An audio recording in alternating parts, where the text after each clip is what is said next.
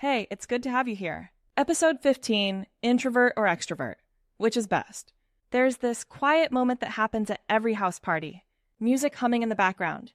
People laughing, glasses clinking, energy moving in waves. And then, somewhere in the corner, someone slips away. Maybe to the kitchen, maybe to the bathroom mirror, maybe just to stand under the soft light of the hallway. Not because they don't like people, but because they need a moment.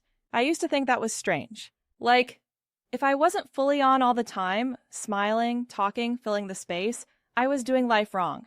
A bit like thinking the world rewarded extroverts for showing up louder, faster, brighter. But over time, I've realized something softer. This type of energy isn't wrong. It's just different. And it changes, more often than we admit.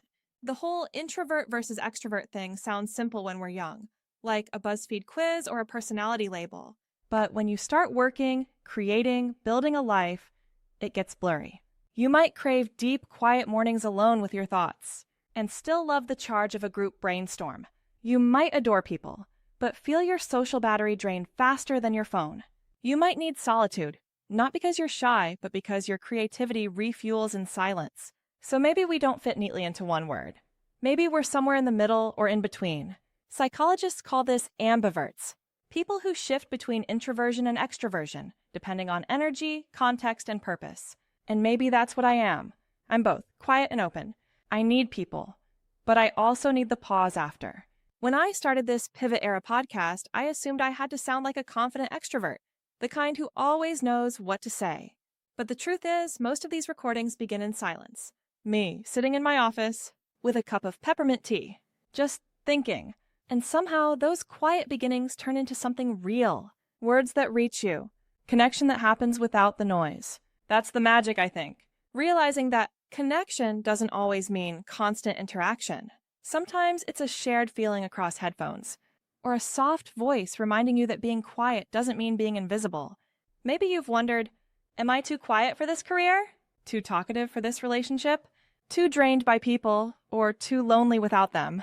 The truth is, it's not about labels. It's about energy management. Knowing where your power comes from and how to protect it. If you're an introvert, your power might come from depth, listening, observing, noticing what others miss. If you're an extrovert, your power might come from momentum, movement, collaboration, sparks in conversation.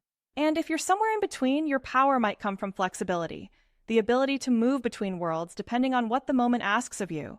That's not confusion. That's emotional intelligence. EQ feels good, doesn't it? In a world that glorifies networking and personal branding, being an introvert can feel like swimming against the current, especially for Gen Z professionals navigating early careers or creative pivots, spaces that often reward visibility over reflection. But remember, depth is your edge. Quiet observation helps you see the bigger patterns. Your ability to pause means you notice what others rush past. And for the extroverts out there, your warmth, your openness, your spark, those are gifts too. The world needs people who initiate, who reach out, who make spaces feel alive. What is best? Actually, neither is better. Both are essential. And sometimes you'll move between them as you grow. I like to think of energy like a battery. Everything you do either charges or drains it. Introverts often recharge through solitude. Extroverts recharge through social interaction. Ambiverts, they need both, in the right doses. The key is to notice your signals. So try this. Once in a while, ask yourself, am I tired because I've been around too many people? Or because I've been alone too long? What would actually refill me right now? Quiet or connection? These tiny check-ins could help you build an internal rhythm, one that respects your wiring rather than fighting it. And here's something freeing. You don't owe anyone a fixed identity. You can be the life of the party one night and cancel plans the next. You can love people deeply and still crave time away from them. You're allowed to shift, to change, to listen to what your nervous system is asking for. Because that's what growing into yourself really means. Not choosing one side, but learning to hear your own patterns. It's not about introvert or extrovert. It's about presence, awareness, permission to be both. So maybe next time you step away from the crowd or find yourself craving company after a long stretch alone, don't label it. Just notice it. Let it teach you what you need. You don't have to pick a side. You just have to pick yourself. This has been the Pivot Era podcast, a space for reflection, transition, and the quiet art of becoming.